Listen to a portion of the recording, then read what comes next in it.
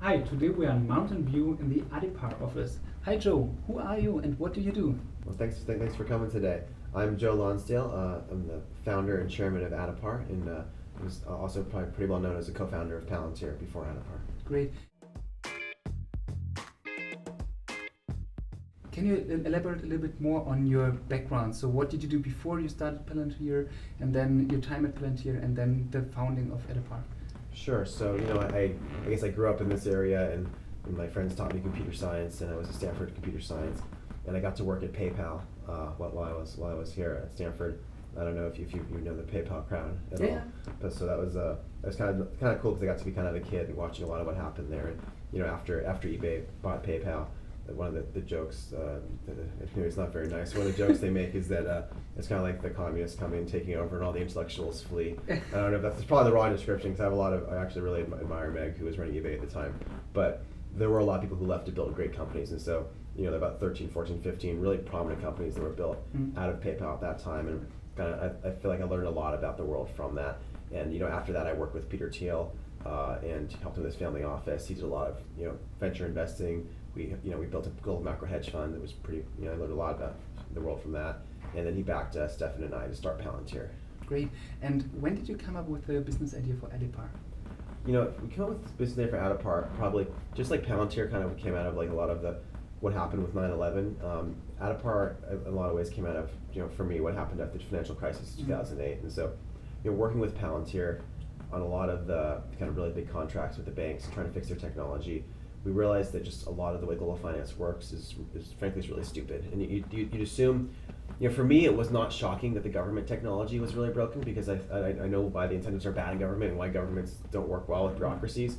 But I was actually really surprised how broken global finance is. And what I learned is that big institutions, whether or not they're for profit or they're government, there's a lot of like structural inefficiencies, a lot of kind of inertia in these very large industries that can keep very big things broken for a long time. And so it turns out that in finance you have all these separate kingdoms. And the big banks all built their own kind of walls and data, and they don't want to talk to each other. They want to keep everyone in them. So you have these separate walled kingdoms, and you have like all these ways of doing things with literally tens of thousands of different formats. There's 7,000 custodians in the world. Custodian is like a Charles Schwab or Fidelity or other big ones, and they each have their own thousands of transaction codes. So the world of finance does not work well together, and you have to end up having. If you go to New York, you see all these buildings across New Jersey. There's like just giant buildings there, and you're like, what is everyone doing every day in these buildings? And basically, there's like they're like people-driven middleware. So in Silicon Valley, middleware is like when the technology makes everything talk to each other and work automatically, because that's so hard in finance. You have hundreds of thousands or millions of people who are effectively acting as middleware, sitting in these buildings trying to code things, trying to do things by hand. So we realized that global finance is just really such a mess, and we think that's a lot of reasons why the crisis was so bad is because it is such a mess and the data is so hard to figure out what's happening. Great. How did you then start Addepar? So what was the first step that you did? So did you talk to some bankers and really understand what is the issue there? Or did you just build a product and then iterated on it? How was it? Well, hopefully a little bit of talking to people and a little bit of coming up with it ourselves. We always talk about the early startup process is all about the product and the team, of course. And on the product side, it's a little bit of a dialectic where on one hand you want to have a view of the world that you're going to like help instantiate, and you got to be really confident about it, kind of like the Steve Jobs, like I don't care what anyone says, this is correct. And on the other hand, you want to be talking to people and getting feedback, and those are kind of opposite ideas, but they're both true, of course, right? And in Addepar's case, our kind of goal was, if we want to influence global finance, let's basically get root access to global finance. What does root access to global finance mean? Well, it's the money, right? So there's $120 trillion being managed globally by about 9 different types of institutions. It's obviously by the big banks, by insurance companies, by pension and sovereign wealth funds. There's endowments. There's family offices. There's a lot of old wealthy families with money. There's a lot of investment advisors in America. They're called RIAs, 100,000 of them. So all these different groups all kind of own the money, and then all the rest of finance sits on top of this money and does things with it and sends it around. So the question is, so the groups who control the money, how do they know what's going on? How do they get their data? How do they do their reporting? How do they see what's happening? And that's the area that Addepar realizes that's very broken. If we can fix that, we can fix things on top of it. So we started talking to those people, and saying, what do you do? How do you manage and do your reporting and get all your data? How did you come up with the business name, Joe? The business name? Addepar. Addepar, yeah, it's a very funny name. I think these things are difficult to name. And in this case, it's from a quote from Ovid's Metamorphoses. So it's a common expression in I guess in the Roman world. This Addepar from Parvo, Magnus Service Erit, which means add a little to a little, and you'll have a great amount. And so it's a quote about perseverance, but it also kind of applies to wealth management if you're adding a little to little and having a great amount. And so we thought it was appropriate for what we're doing. Cool. And how long did you look for this kind of name? I think this is just a couple of days around the table. We don't want to spend too much time on this. Okay, good. Yeah. Because for most startups, it's quite hard to first find a name and then a domain as well. That's true. That's true. Fortunately for enterprise software, the domain doesn't matter quite as much, but it's nice to own your own domain. So I think I agree. Okay, great. And so once you've had this kind of idea, what you wanted to tackle, what was the next step? The next step was and really kind of in simultaneous step was the team, right? And building the team. I think in our space, teams matter more than anything else. And as a team, it's the culture, it's the people you attract. So the kind of chicken and egg problem is you can't really attract great people unless you already have great people around you. And once you do, you can grow really fast. And we spent a lot of time at Palantir really focused obsessively on culture. I talked about these people who came out of PayPal, and the companies that really worked out of PayPal, the ones that I thought did extremely well, obviously things like YouTube and Yelp and LinkedIn. I think there's just a lot of great talent early on at those companies that then attracted a lot of other great talent, and that engineering culture aspect was really key. And so Palantir was very, very focused on this. My first company, and it was actually rated the #1 engineering culture in Silicon Valley quite a few times. And so we fortunately already had a great network of those people around us, and had a few people who were going to be we're not working at Palantir anyway, or they're close to the network, and so we kind of got that and got going with that similar core. How do you find a great engineering culture? So what makes it a great engineering culture? Yeah, it's tough. There's a lot of things. I have a few blog posts and essays we've tried to write about these things, and so it's you ask me probably a different answer at different days. It's because it's more of an artistic thing and a scientific thing. I think there's some things that influence the incentives. I think people should be here because they're passionate about it. They should be here more for the upside and equity than for the cash. If people are coming in and saying, I really want a really high cash salary, that's usually not a good sign. That usually makes their engineering culture not very good. Mm-hmm. One thing we do is we offer people, when we give them offers, we give them 3 different choices. We say how much cash and how much upside do you want? And it's almost always the case in my experience that the best employees chose the lowest cash, highest upside option. And so you want a place for people really looking to the future, really thinking, what are we going to accomplish on our mission over the long term? So I think the mission-driven cultures for me is how we like to build them. Great. So let's talk about the business model of Addepar. So what are basically your customer or customer segments, and what type of value proposition are you delivering to them? Sure. So, Addepar's customers, we started off with early adopters in this space. So the earliest adopters of the people who manage money I was talking about are more the family offices and the RIAs, because those are they're less institutional. They can try things more quickly. And so basically a typical kind of large RIA might buy about 6 pieces of software. They try to make work together to run all of their reporting, get all their data in one place, do all their get the client access and client nodes. You have a lot of things for different managing multi-currency or partnerships. So there's all these different things they have to manage. So Addepar places all those softwares with one single platform, and so this basically saves people a huge amount of time, and it makes their business work better. It makes it so they can answer things more quickly for their clients, and that they know everything's accurate.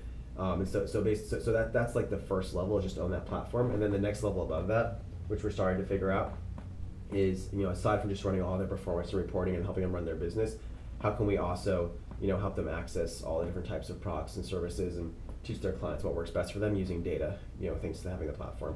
And then I'd say the other really important thing is we've started to work now with 4 or 5 banks, and we're starting to work with a lot more of the big banks, because the institutions are seeing, it used to be the institutions have better technology, and that was a big advantage of theirs. Now the family offices and RIAs with a lot of this new Silicon Valley technology are getting ahead. The institutions are wait a second, we need this too. So now it's kind of an arms race, and they're all fighting to work with us, which is very lucky. So we're starting to work with a few of them as well. And if you're pitching to those prospects, how are you pitching the value that you're delivering to them?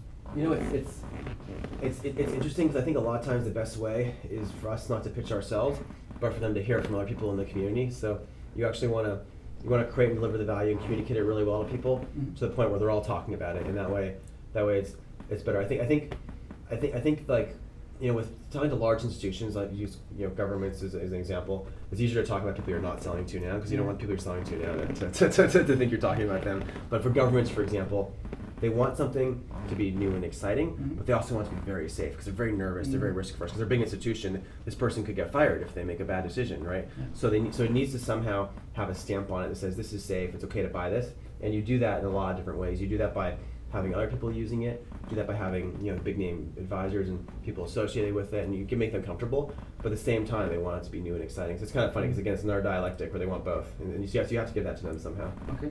How did you acquire the first customers? Because you said you first tried to get the more easier to Yeah, adopt so people. in this case, for example, you wouldn't want to make your first customer like a big prominent bank in New York. You'd want to make your first customer a family office that maybe I'd done business with before and who I know and who can give me feedback. Mm-hmm. So there's certain family offices, certain RIAs around here who my friends work with, I've worked with.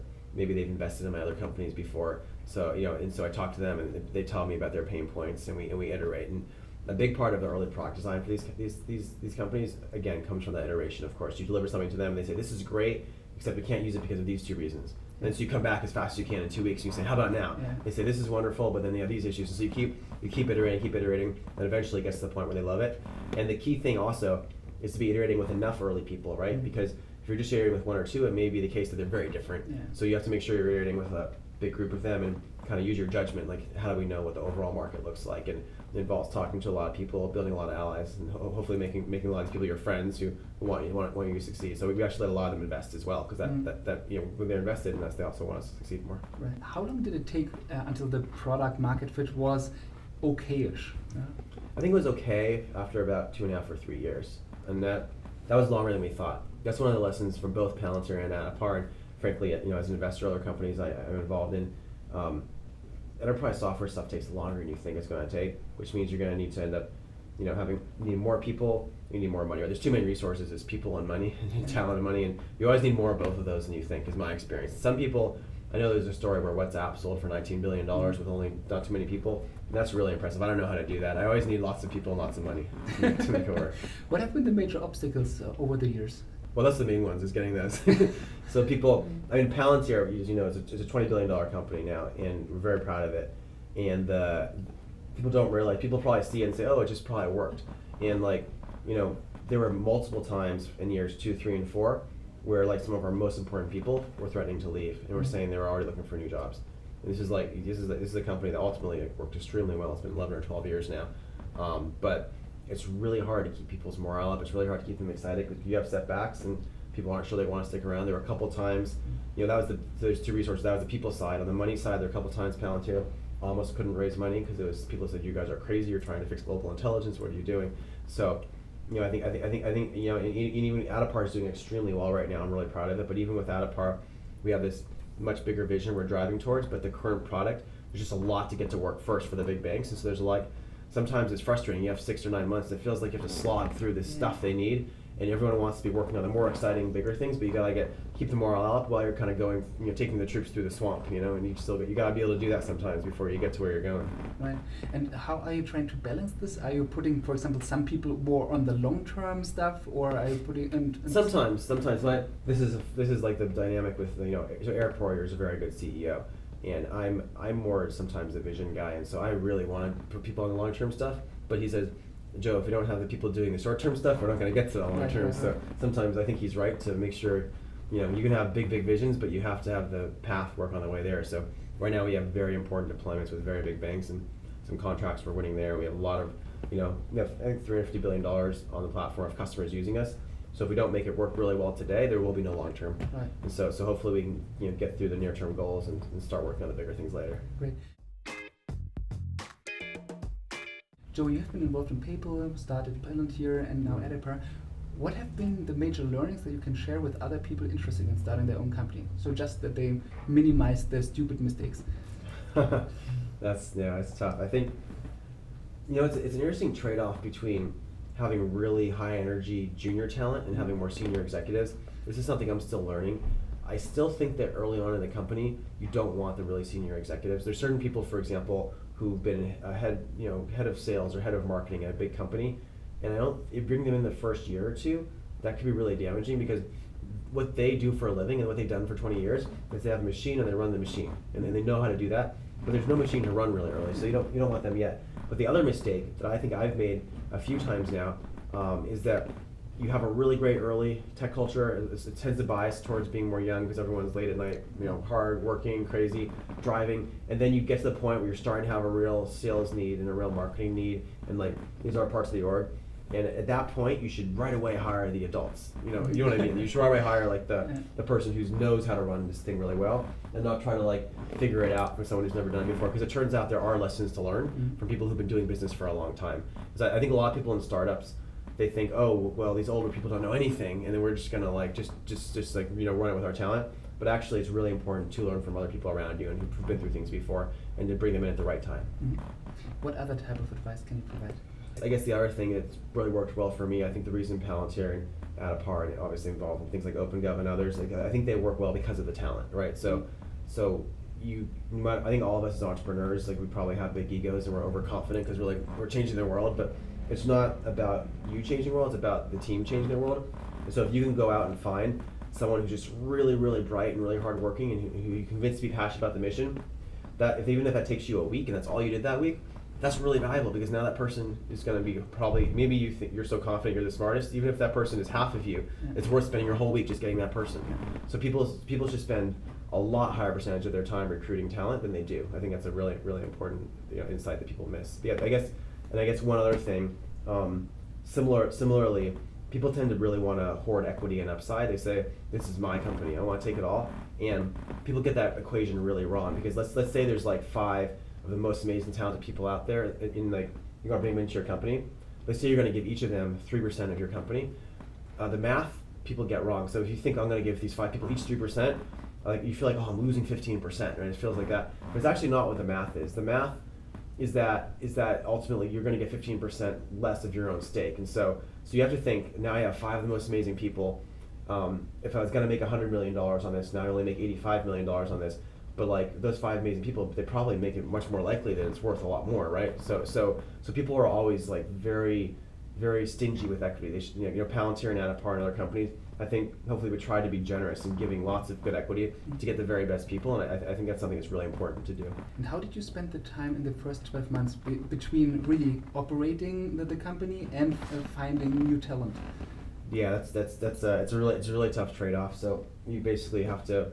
That's why you have to be obsessed, right? Like when you're building a really great startup company, I think it's a lot like trying to train for gold medal in the Olympics, right? It's not something where you say you have really healthy work-life balance and you spend a lot of time with your family and your kids and you went and visited your parents all on the weekends and you did all the things you're supposed to do and that you want to do. You end up having to cut out a lot of other stuff and be like absolutely obsessed because you need to both be running things and spending time recruiting and networking and getting feedback from customers. So it just ends up being, I think the answer is that it's somewhat unhealthy to start a startup. It has to be something you're really obsessed with and really focused on, and you have to try to fit in both at once somehow. Great.